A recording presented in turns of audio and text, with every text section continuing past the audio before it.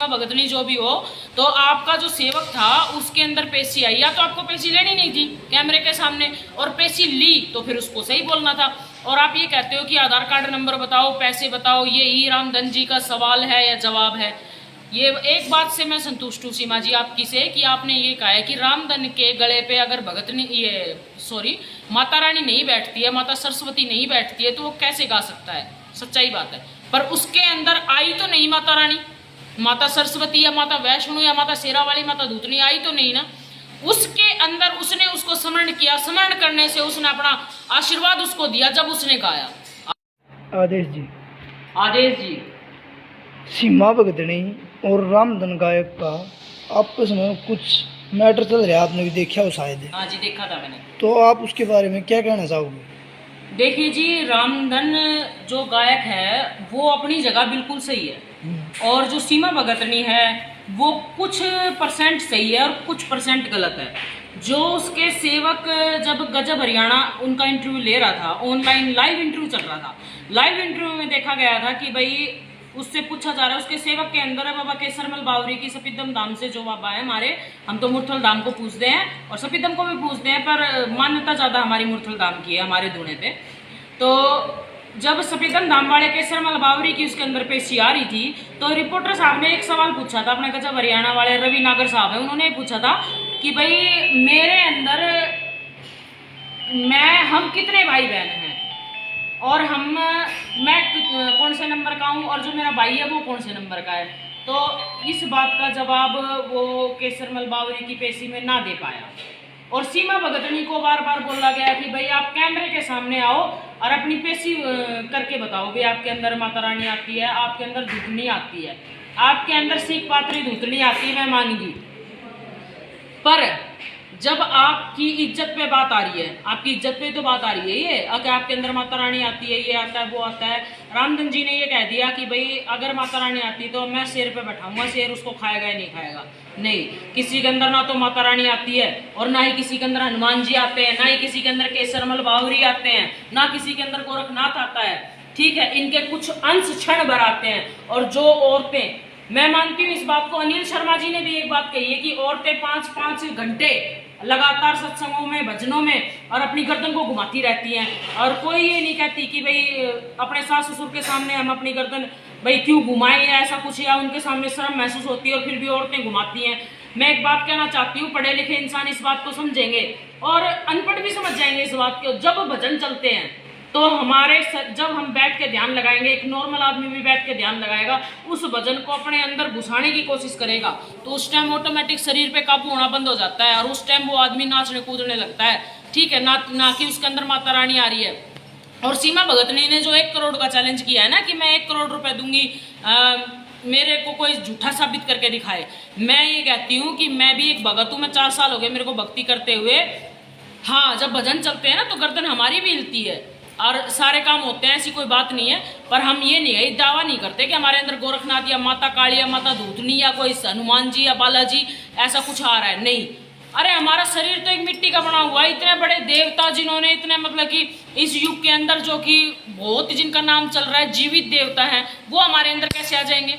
आप एक, और फिर सबसे बड़ी आपकी जो सीमा जी हो, आप आशीर्वाद तो सबके साथ है, हमारे साथ भी है, आपके साथ भी है सीमा जी, और रामधन जी के साथ भी, अनिल शर्मा जी आपके साथ भी है। पर कभी भी पेशी भर के ये नहीं बताएगी कि तेरे अंदर भूत आ रहा है, प्रेत आ रहा है, तू ये करके आया, वो करके आया। नहीं, ये आप इस चीज का झूठा दावा करते हो, और इस दावे को मैं नकारती हूँ। मोखरा साध्वी सोमनाथ, मैं नकारती हूँ इस दावे को कि आपने पेशी में गलत करवाया जो इस भाई से करवाया। ठीक है, और सीमा जी अगर आपके अंदर सच्ची शक्ति थी तो आपको कैमरे के सामने उसी टाइम लाइव आके अपनी माता रानी की शक्ति दिखानी थी, जो कि रामधन जी का मुंह उसी टाइम बंद हो जाए। रामधन जी की कुछ बातें गलत हैं और कुछ बातें सही हैं, और इसी तरीके से सीमा जी आपकी भी कुछ बातें गलत हैं और कुछ बातें सही है। मैं खुद ये बात का दावा करती हूँ, किसी के अंदर कोई शक्ति नहीं आती। अगर हमारे अंदर माता रानी, माता काली, माता धूतनी आ जाएगी तो हमारा शरीर फट जाएगा, नहीं, गलत बात है। और इस तरीके से आप जो झूठे दावे कर रही हो, ये भी बहुत गलत बात है। और मैं रामधन जी को एक बात कहना चाहूंगी, भगवान का आशीर्वाद होता है। ठीक है, औरतें जो ये बाल खिंडा के जो तमाशा करती हैं या कुछ भी करती हैं, ये एक तमाशा नहीं है, उनका शरीर पे अपना कंट्रोल नहीं रहता, इस कारण से वो करती हैं। मान ले भजन चल रहे हैं या कुछ भी चल रहे हैं, पर जो भी गद्दी का भगत है, जिसने गद्दी ले रखी है, चौकी जो लगाता है गुरुओं का, जिसके ऊपर आशीर्वाद है और गुरुओं की गद्दी जो लेके बैठा है, उसको वो कभी भी ऐसे हिल डुल के तो बूझा नहीं निकालेगा। और बूझा किसको कहते हैं? भविष्य कोई बता के दिखाए, वर्तमान तो कोई भी बता देगा और फिलहाल जो चल रहा है वो भी कोई भी बता देगा, पर भविष्य कोई किसी का बता नहीं सकता। और ठीक है भाई सीमा जी, मैं आपसे एक बात और कहना चाहूंगी कि रामधन जी पूछते हैं कि आधार कार्ड नंबर बता दो, जेब में कितने पैसे हैं ये बता दो, माचिस की तिल्लियाँ कितनी हैं ये बता दो, या भाई मैं क्या करके आया हूँ ये बता दो। जब हमारे अंदर किसी देवता की शक्ति प्रवेश हो रही है और हमारे अंदर है शक्ति, तो हम क्यों नहीं बता सकते? हम बता सकते हैं। अगर हम अब दावा करते हैं कि हमारे अंदर गोरखनाथ आ रहा है या हमारे अंदर माता दूधनी आ रही है, सीख पात्री आ रही है, तो हम बता सकते हैं। सीमा जी, आपको भक्ति करनी है, आप बहुत अच्छी बात है, 41 दिन तक आप पानी में व्रत रखती हो। मैंने 4 साल से अन्न खाए हुए हो गए, ठीक है। किसी चीज़ से किसी का दावा मत लगाओ, क्या पता रामधन जी हैं जो गायक हैं अपने, क्या पता वो 41 दिन तक पानी भी ना पिए।